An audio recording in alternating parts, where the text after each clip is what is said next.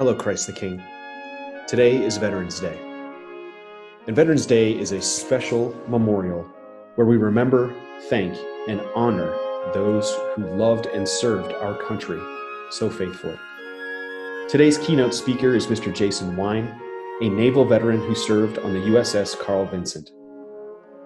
And as you listen to his talk, I'd like you to think about all those who have served our country and pray for them. Thank you and enjoy. Here's Mr. Wine. Hello, Christ the King. My name is Jason Wine, and it is my pleasure to speak to you on this Veterans Day. This day marks a moment where we honor those that have served in our armed forces, to honor those people who took some time out of their lives to defend what we hold most sacred. This year, our school has asked me to share with you my story. I served, and it was one of the greatest, most deep, meaningful things I ever did.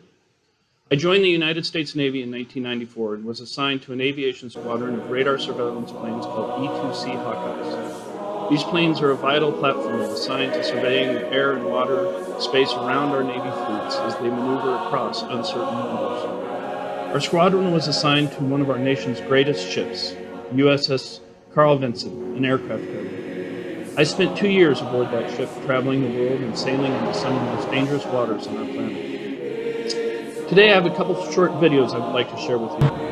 The first one is the opening scenes to a documentary film that was made by the Discovery Channel while I was out at sea. I wanted to share this video with you because, well, firstly, it's awesome, but also because it is the actual ship I was on while I was on it. The people, planes you will see in that video were the ones that I was working with every day. The second video is a fairly short explanation of what aircraft carriers are and how they operate. I hope you enjoy these very much. Thank you.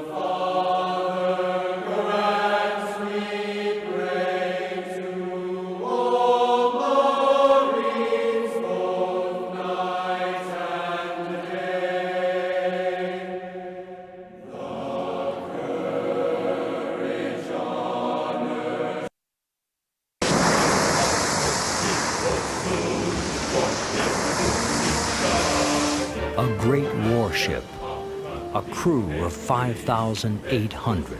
They will take this ship on a 6-month, 45,000-mile odyssey to the Persian Gulf, into the eye of danger.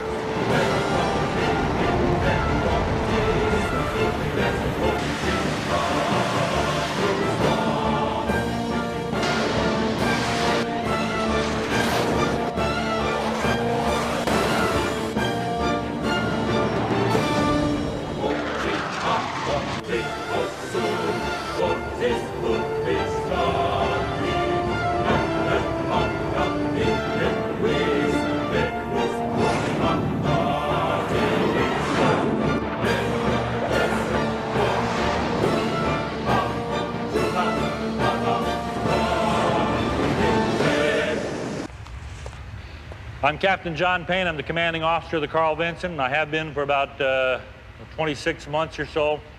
My background has been in aviation, as all commanding officers and executive officers of carriers must be. I want to talk now about the Carl Vinson herself. We're a big ship, 258 feet wide at the flight deck, about 150 feet at the waterline. The fastest ship in the United States Navy, practically. Greater than 30 knots. 4 catapults accelerate airplanes from 0 to 170 miles an hour in 2.5 seconds. Arresting at the other end, over 344 foot of run out will stop a plane from 170 miles an hour to 0 in about 2.5 seconds. The Carl Vinson is 1,100 feet long. From the bottom of our keel to the top of our masts, 24 stories tall. 17 of those stories have spaces that people can work and live in. If we stood on end, we'd be as tall as the Empire State Building is in New York. Landing a plane on a carrier is no less difficult and dangerous than the act of a high-wire performer, a life or death test of skill, involving dozens of men on the flight deck and below. Unlike normal landings at airports, carrier pilots do not cut power as they slam the plane down. Instead, they hit full throttle.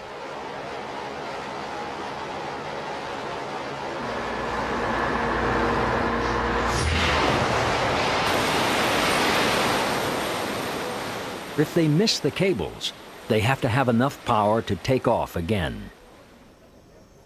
You're overpowered, a little compressed.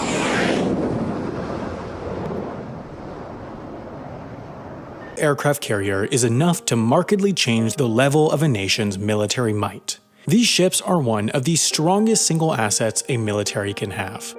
An aircraft carrier's offensive weapon is its aircraft.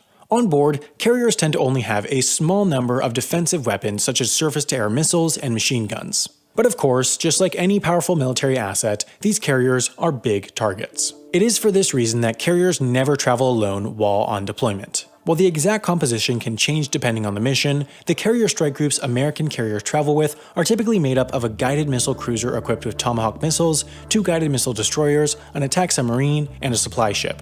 An aircraft carrier is the flagship of this strike group, meaning that, in its command area, it not only has a bridge and an air traffic control center, it also has a flag bridge where an admiral commands the entire strike group. Each of the group's ships serves some combination of offensive and defensive roles. All US and French carriers use a system of catapults to get aircraft up to takeoff speed within 3 to 4 seconds. This allows these carriers to launch a decently sized aircraft like the C-2 Greyhound with their relatively short decks. Both these two types of carriers have arrestor wires that aircraft catch on landing to decelerate with a short distance given. What takes place on the flight deck is carefully choreographed chaos. On American carriers, everyone's job is easily identifiable by the color shirt they wear. Yellow shirts deal with navigating aircraft around the deck. Blue shirts are assistants to yellow shirts driving tugs, operating elevators, delivering messages, and more. Red shirts do all the handling and mounting of ammunition. Purple shirts manage aircraft fueling. Green shirts are worn by a few different groups including catapult crews, maintenance personnel, cargo handlers, and more. White shirts are also worn by a mix of personnel including those helping aircraft land, working as medical personnel, and more. And lastly, brown shirts are worn by plane captains, who are not those that fly the aircraft, they're individually in charge of overseeing all work for getting an aircraft ready for flight.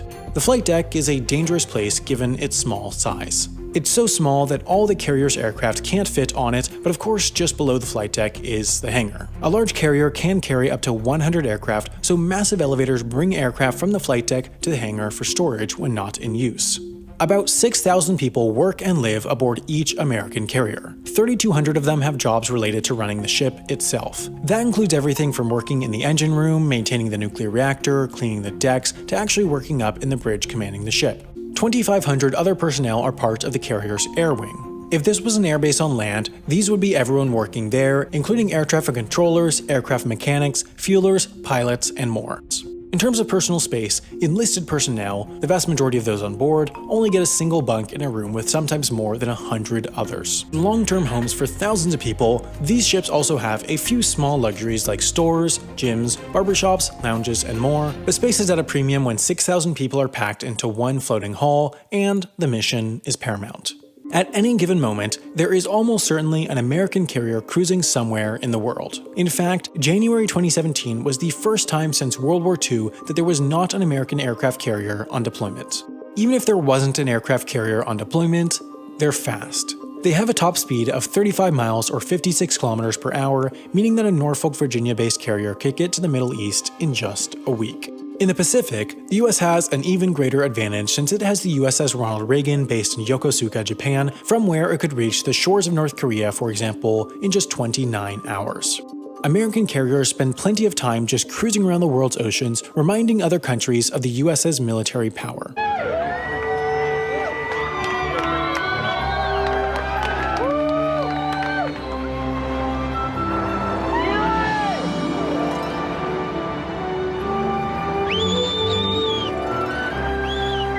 When this big ship pulls up alongside the pier, and there are hundreds, and even in the case of the carrier, thousands of family members waving at sailors on the ship, that's a very moving and emotional experience.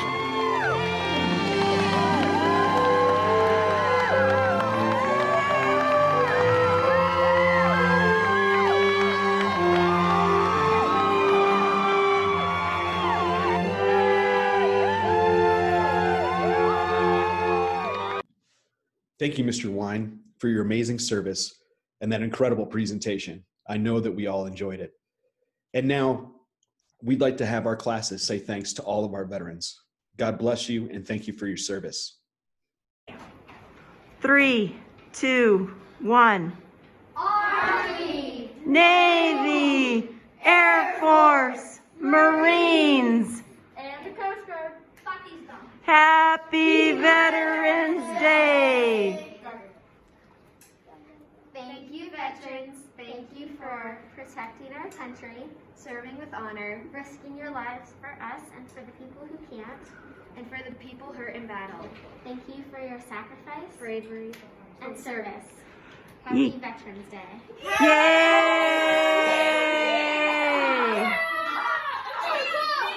Thank you from the 6th grade at Christ the King.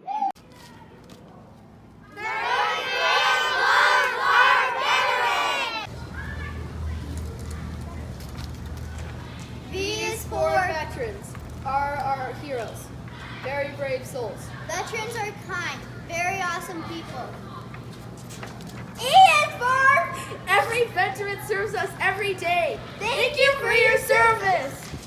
T stands for To all of our veterans! thank you. E stands for every veteran is special. Thank you for your service. We love you. R stands for responsibility, because it's a responsibility to serve for our country. R stands for reward, because it's a reward to be in the military and help the USA. A is for an amazing veteran who served our country. Thank you so much. A is for admire. We admire our veterans and all that they do for us. Thank you so much. N is for never giving up to serve our country.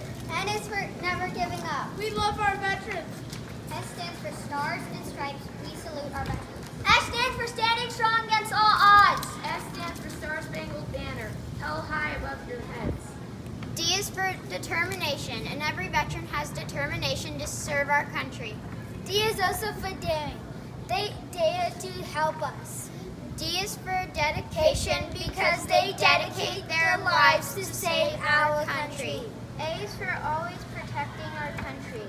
A is for action. You always take action to serve us. A is for advocate. You are advocates for all United States citizens. Y is for your service, your dedication, and your significant contribution. Thank you for protecting us. Veterans Day! We love our veterans from the 5th grade!